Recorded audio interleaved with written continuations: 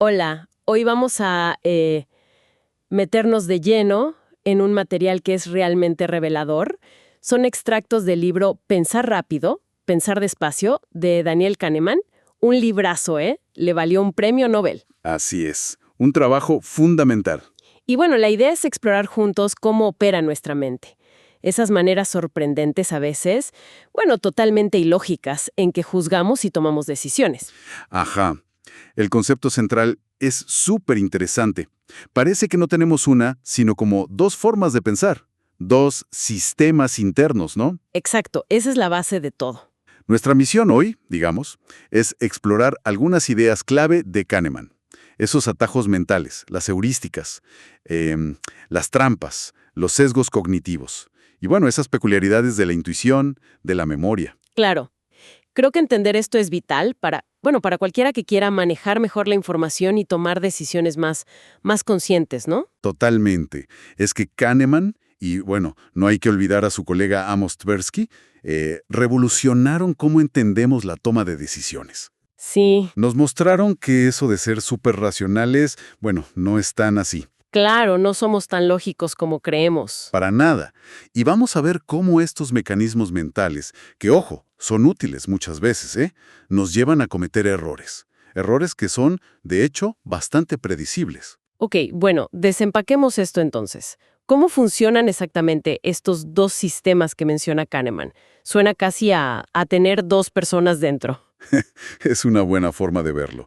El sistema 1, bueno, imagínalo como el actor impulsivo, el automático. Ajá. Es rapidísimo, intuitivo, no necesita esfuerzo consciente.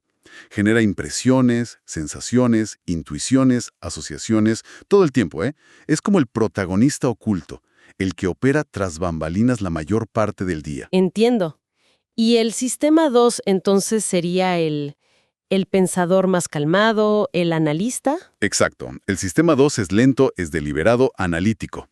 Necesita atención, necesita esfuerzo consciente. Es el que asociamos con nuestro yo racional, ¿viste? El que sentimos que toma las decisiones importantes. Claro. Pero, y acá está la clave, Kahneman lo describe como, bueno, como perezoso por naturaleza. ¿Perezoso? Sí. Si puede evitar el esfuerzo, prefiere 1000 veces validar las sugerencias rápidas que le manda el sistema 1. Le cree, digamos. Pero a ver, ese sistema uno no es súper eficiente la mayor parte del tiempo. Digo, ¿realmente nos equivocamos tanto por seguirlo? Es una excelente pregunta. Y la respuesta es que sí. El sistema 1 es asombrosamente bueno en muchas cosas. Reconocer caras, entender frases simples, manejar en una ruta vacía. Su eficiencia es vital, claro. Ajá. El problema no es que se equivoque siempre. El tema es que tiene sesgos. Errores sistemáticos en ciertas situaciones específicas. Y ahí es donde el sistema 2, por esta pereza que te digo, muchas veces no interviene para corregir. Ahí está el problema. Ahí está el problema. Un ejemplo clásico que seguro conoces es el del bate y la pelota. Ah, sí. El bate y la pelota cuestan 1,10. El bate cuesta $1 más que la pelota. ¿Cuánto cuesta la pelota? Y la respuesta que salta es, 10 centavos. esa es la respuesta intuitiva, la rápida, la del sistema 1. Pero, Es incorrecta. claro, si la pelota costara 10 centavos, el bate costaría $1.10, no, o sea, $1 más. Y sumarían 1,20, no 1,10. Cierto. La respuesta correcta, que necesita un cálculo mínimo del sistema 2, es 5 centavos. El bate cuesta 1,05 y ahí sí suman 1,10. Y mucha gente falla en eso. Muchísima gente, incluso gente muy inteligente falla, porque su sistema 2, bueno, no se molestó en verificar la respuesta fácil que le dio el sistema 1. Es increíble cómo esa pereza mental nos lleva directo al error. Y esto me parece conecta con un principio clave de Kahneman, el YCS-ACI, ¿no? Lo que ves es todo lo que hay. Precisamente, es que entender YCS-ACI es crucial para entender al sistema 1. Significa justo eso. Nuestro sistema 1 trabaja únicamente con la información que tiene disponible, ahí, fácil, en ese momento. Ajá. Y con eso, arma la historia más coherente que puede, sin pararse a pensar qué información importante podría faltar. No le importa la calidad ni la cantidad de la evidencia, ¿eh? Solo le importa que la historia cierre, que sea coherente. Wow. Y esta tendencia, bueno, es la madre de muchos de nuestros sesgos y de nuestra confianza excesiva. Entiendo. Y Esa sensación de que todo fluya fácil, sin problemas, es la facilidad cognitiva. Mientras que si algo cuesta, se activa la tensión cognitiva que llama al sistema 2. Exacto. La facilidad cognitiva es agradable, nos hace sentir bien, confiar en nuestras intuiciones. La tensión cognitiva, en cambio, nos pone en alerta. Señala que algo requiere más esfuerzo mental y moviliza los recursos del sistema 2. Ajá. Y es curioso porque hasta algo tan simple como leer un texto en una letra difícil de leer puede inducir esa tensión cognitiva. Y mejora el rendimiento en tareas como la del bate y la pelota, porque obliga al sistema 2 a intervenir. Acá es donde la cosa se pone realmente interesante. Porque este funcionamiento, sobre todo el WYSIWYG y la pereza del sistema 2, nos lleva a usar estos atajos mentales, las heurísticas. ¿Útiles? Sí, pero también la fuente de errores predecibles, los sesgos. Así es. Las heurísticas son esas reglas generales, esos atajos, que el sistema 1 aplica para simplificar problemas complejos. Son eficientes, pero claro, tienen sus puntos ciegos. Y una de las más estudiadas es la heurística de la representatividad. ¿Qué sería juzgar por representatividad? Explícame un poco más. Significa que estimamos la probabilidad de algo basándonos en cuánto se parece a nuestro estereotipo mental de ese algo, a nuestro prototipo. Ah, claro. El problema es que, al hacer eso, frecuentemente ignoramos información estadística clave, como las tasas base. O sea, ¿qué tan común es realmente ese algo en la población general? El ejemplo de Tom W. que usa Kahneman ilustra esto muy bien, ¿no? Exacto. Describen a Tom W. con rasgos que encajan perfecto en el estereotipo de un estudiante de, no sé, informática o ingeniería. Ordenado, detallista, medio nerd, qué sé yo. Ajá. Y la gente tiende a decir que es muy probable que estudie esas carreras, pero ignora por completo que quizá hay muchísimos más estudiantes en áreas como humanidades o educación. Claro, la cantidad total. Exacto. Aunque Tom W. no parezca de humanidades, la probabilidad base, el número total de estudiantes en esa área, podría ser mucho mayor, y eso cambia todo. Y luego está el famoso caso de Linda. Ese revela la falacia de la conjunción. Muy preocupada por la justicia social, que participó en protestas antinucleares, ese tipo de cosas. Sí. Y luego preguntan, ¿qué es más probable? Opción A, que Linda sea cajera de banco. Opción B, que Linda sea cajera de banco y activista feminista. Y la mayoría elige la B. La gran mayoría elige la B, lo cual es, lógicamente, imposible. Claro, ser cajera y feminista es un subconjunto de ser cajera. No puede ser más probable. Pero es que la descripción de Linda es mucho más representativa de una cajera feminista que de una cajera a secas. Ah, el sistema 1 prefiere la historia coherente, la que encaja, la plausible, por encima de la lógica probabilística pura. El insight clave acá es una buena historia, una historia representativa, a menudo le gana a la lógica en nuestra mente, aunque esa historia sea estadísticamente menos probable. Fascinante. Y un poco inquietante también, ¿no? Cambiemos de heurística. ¿Qué pasa con la de disponibilidad? La heurística de la disponibilidad. Esta es otra muy común. Consiste en juzgar la frecuencia o la probabilidad de un evento por la facilidad con que nos vienen ejemplos a la mente. Ah, ok. Si podemos recordar algo fácilmente sin esfuerzo, asumimos que debe ser común o muy probable. Como el miedo a volar después de ver muchas noticias sobre un accidente aéreo, aunque uno sepa racionalmente que viajar en auto es estadísticamente mucho más peligroso. Exactamente. Tal cual. Eventos dramáticos, vívidos o muy recientes son súper disponibles mentalmente. Y por eso sobreestimamos su riesgo. Claro. Kahneman también describe algo llamado cascadas de disponibilidad. Es cuando un evento genera miedo, los medios lo cubren intensamente, la gente empieza a hablar mucho de eso. Se arma una bola de nieve. Exacto, una bola de nieve. Y eso genera más cobertura mediática, más miedo, un ciclo que puede terminar muy desconectado del riesgo real objetivo. Y mencionaste antes que había como un giro paradójico con esto de la disponibilidad. Algo de recordar más ejemplos. Así, los estudios de Norbert Schwartz son geniales. Si le pides a la gente que recuerde muchos ejemplos de una conducta, digamos, 12 veces en que fueron asertivos, Ajá. en lugar de pedirles solo unos pocos, como 6 veces, resulta que, a menudo, terminan juzgándose a sí mismos como menos asertivos después de recordar 12 ejemplos. Menos. ¿Por qué? Porque la dificultad de tener que buscar y recordar tantos ejemplos, esa tensión cognitiva, se interpreta erróneamente. El sistema 1 piensa, uy, si me cuesta tanto encontrar ejemplos, ¿será que no soy tan asertivo? Increíble. La dificultad de recordar se vuelve evidencia en contra. ¡Qué loco! Pasemos a otro atajo, el anclaje. El anclaje. Es nuestra tendencia a que un número inicial, un valor que nos dan al principio, influya en nuestras estimaciones posteriores, incluso si ese número inicial es completamente irrelevante o arbitrario. Dame un ejemplo. El clásico es con la edad de Gandhi al morir. Si te pregunto primero, ¿Gandhi murió antes o después de los 144 años? Tu estimación final de su edad va a ser mucho más alta. Claro que si te pregunto primero, ¿murió antes o después de los 35 años? Ese primer número, 144 o 35, actúa como un ancla.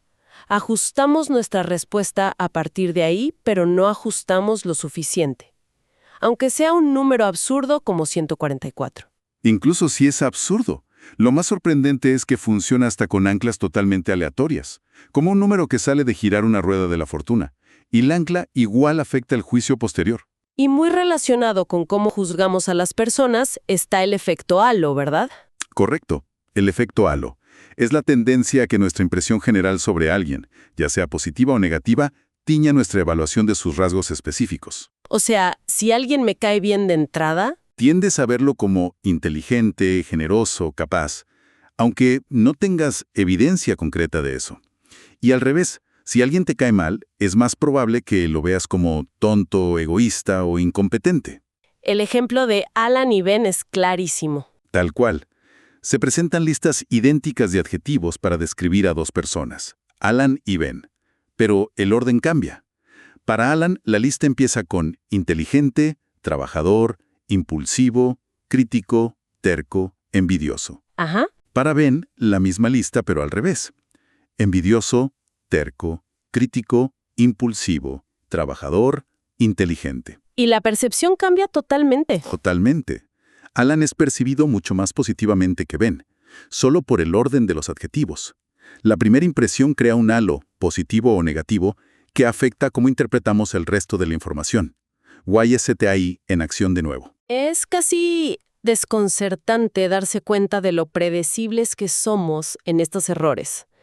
¿Son siempre malos estos atajos? ¿O son simplemente, no sé, un costo inevitable por pensar rápido? Son un compromiso evolutivo, yo diría. Nos permiten navegar un mundo súper complejo, con recursos cognitivos que son limitados.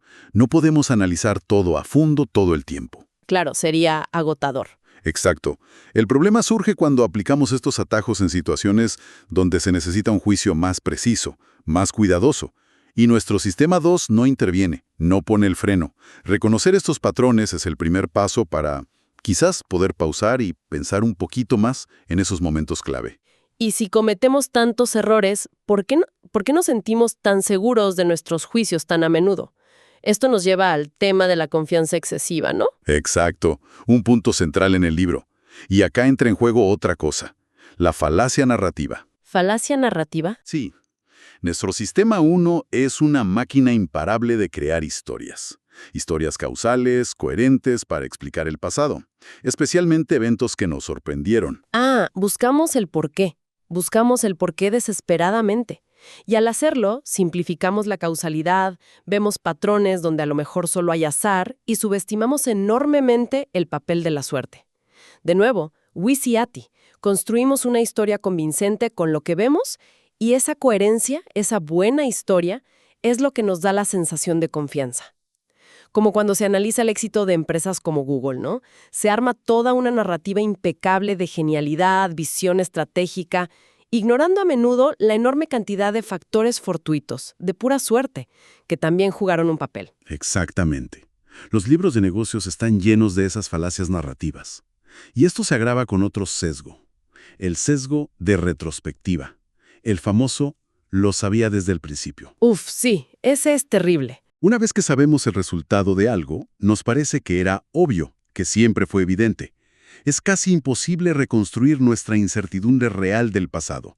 El pasado se ve mucho más ordenado y predecible de lo que realmente fue.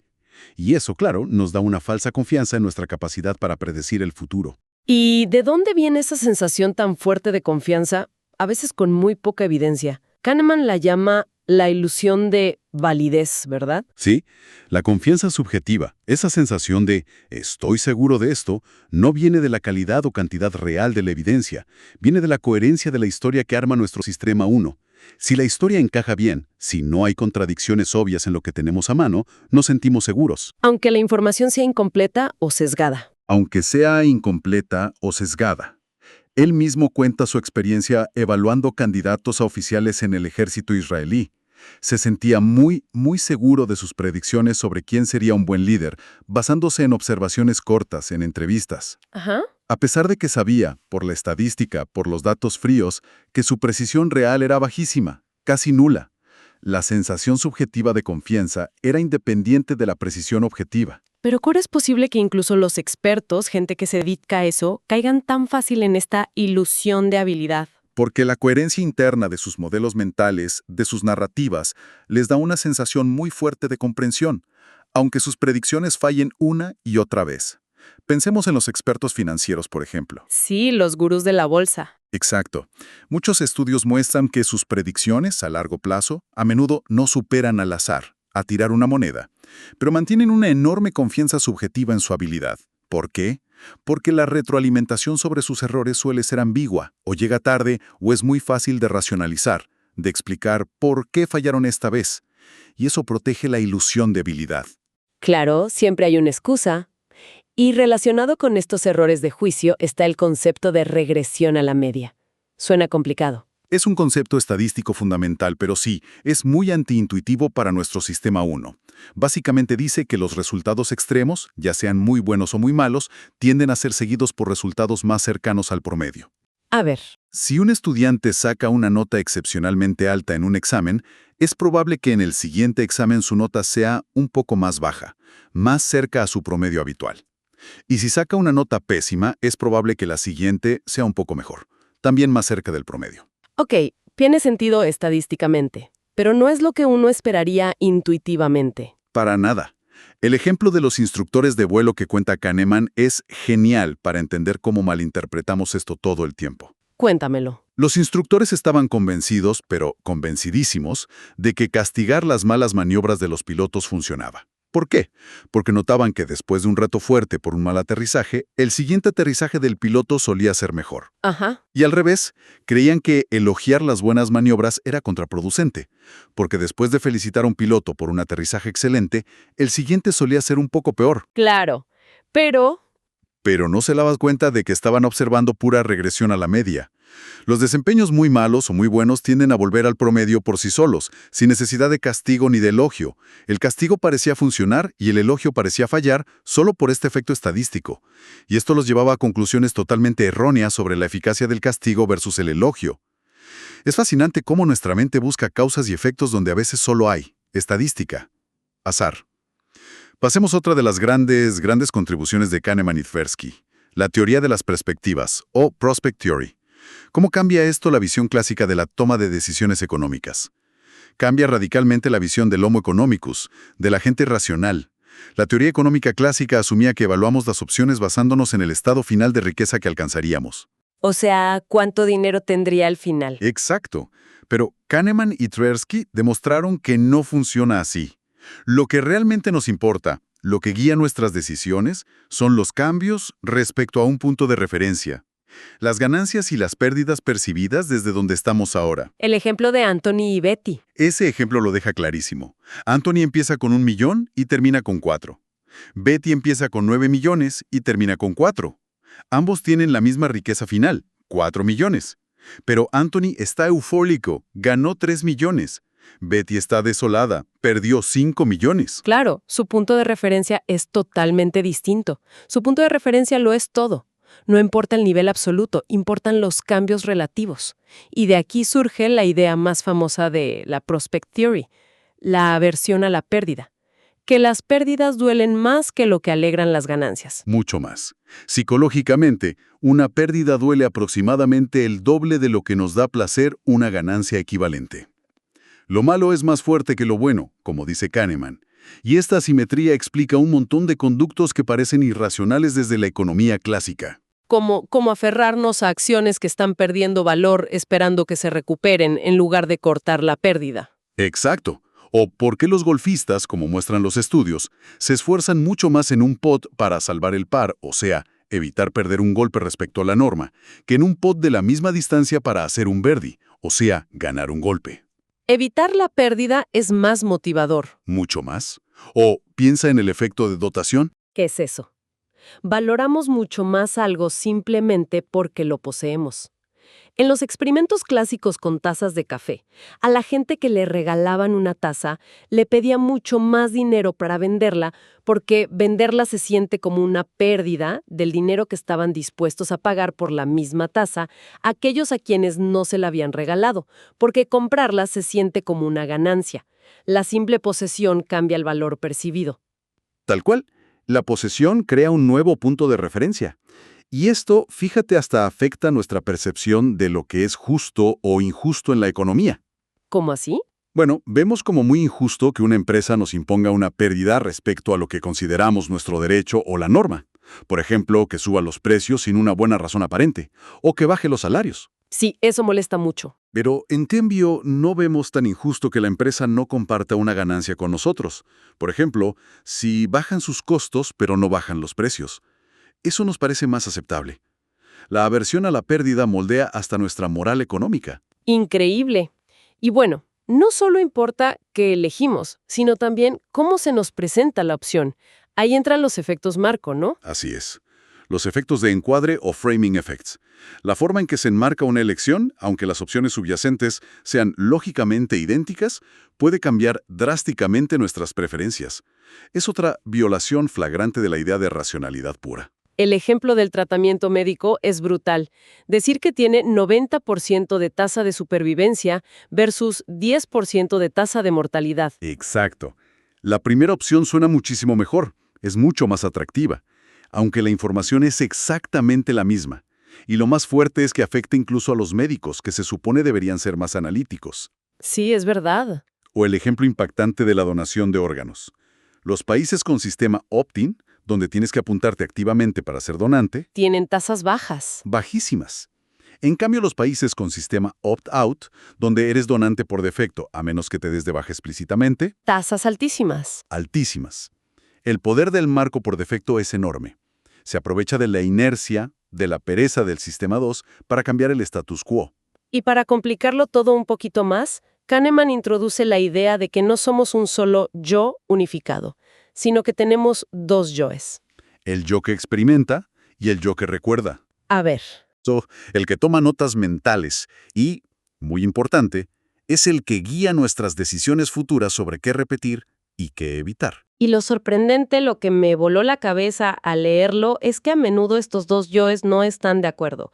Nuestro recuerdo de una experiencia puede traicionar totalmente a cómo la vivimos en el momento. Exacto. Y es porque el yo que recuerda no evalúa la experiencia sumando todos los momentos. Sigue dos reglas principales. La regla del pico y final, Pico y final. sí. Recuerda principalmente el momento de mayor intensidad de la experiencia, el pico, ya sea de placer o dolor, y cómo terminó la experiencia, el final. Y lo más loco, ignora casi por completo la duración total de la experiencia.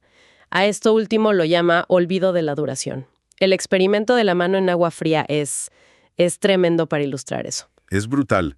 La gente prefería repetir una experiencia que era más larga en total, o sea, más sufrimiento acumulado, para el yo que experimenta, Sí, pero que tenía un final un poquito menos doloroso. Porque el yo que recuerda evaluaba esa experiencia más larga, pero con mejor final, como menos mala, en general. es una desconexión asombrosa. El yo que recuerda, que es el que decide si volver a hacer algo o no, Exacto, el que toma las decisiones para el futuro. puede preferir infligir más sufrimiento total al yo que experimenta solo para tener un recuerdo mejor. Esto tiene unas implicaciones profundísimas sobre cómo evaluamos nuestras vidas, qué buscamos, la felicidad. Absolutamente. Cuestiona mucho cómo medimos el bienestar. Y finalmente, para cerrar este recorrido por las ideas de Kahneman, está la ilusión de focalización. Ah, sí. La frase que lo resume es genial. Nada en la vida es tan importante como piensas que es mientras estás pensando en ello. ¿Qué quiere decir? Que tendemos a sobreestimar enormemente el impacto que tendrá un solo factor en el que estamos enfocando nuestra atención, como mudarse a California por el buen clima, sobre nuestro bienestar general. Claro, porque solo piensas en el sol. Exacto. Te focalizas en el sol y olvidas la multitud de otros factores de la vida diaria que también afectan tu felicidad y que quizá no cambian tanto o incluso empeoren. De nuevo, YCIT. Lo que tienes en mente en ese momento parece lo más importante del mundo. Uf, qué recorrido, ¿eh? 2 sistemas, atajos por todos lados, sesgos cognitivos, confianza que no se justifica, decisiones que dependen de cómo nos las presentan, una memoria que nos engaña. Parece que estamos bastante mal equipados para ser racionales, ¿no? ¿Qué hacemos con todo esto? ¿Es una conclusión fácil de sacar? Sí. Pero ojo, Kahneman no es totalmente pesimista. Reconoce que es muy difícil, casi imposible eliminar estos sesgos del sistema 1. Son parte de cómo funciona nuestra maquinaria mental.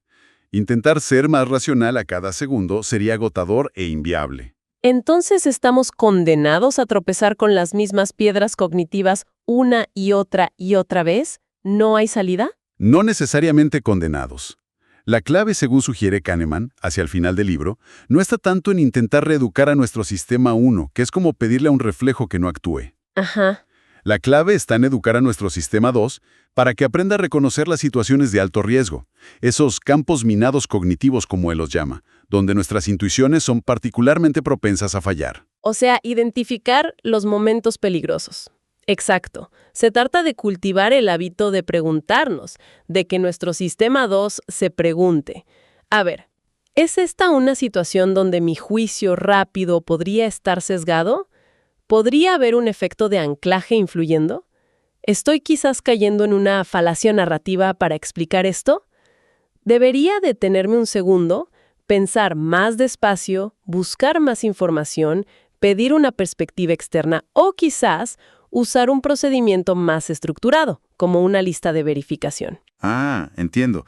O sea, no es intentar cambiar el instinto primario, sino aprender cuando hay que desconfiar de él y activar conscientemente el pensamiento lento, el analítico. Usar herramientas como mencionabas antes, quizás un premortem en un proyecto para forzar una visión crítica antes de lanzarse. Exactamente. Es aplicar deliberadamente el esfuerzo del sistema 2 donde realmente más importa, en las decisiones significativas.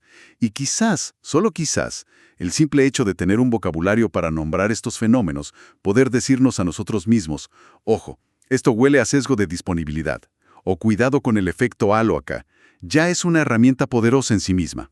Claro, ponerle nombre ayuda a verlo. Nos permite dar un paso atrás, observar nuestro propio pensamiento desde afuera y tal vez, solo tal vez, tomar una decisión un poquito más reflexionada, un poco menos automática. Un pensamiento final potente entonces. No podemos rediseñar nuestra mente de fábrica, pero sí podemos aprender a ser mejores usuarios de ella, sabiendo cuándo pisar el freno, cuándo desconfiar de la primera impresión y pensar 2 veces. Esa es la idea. Reconocer nuestras limitaciones para poder, paradójicamente, superarlas un poco mejor.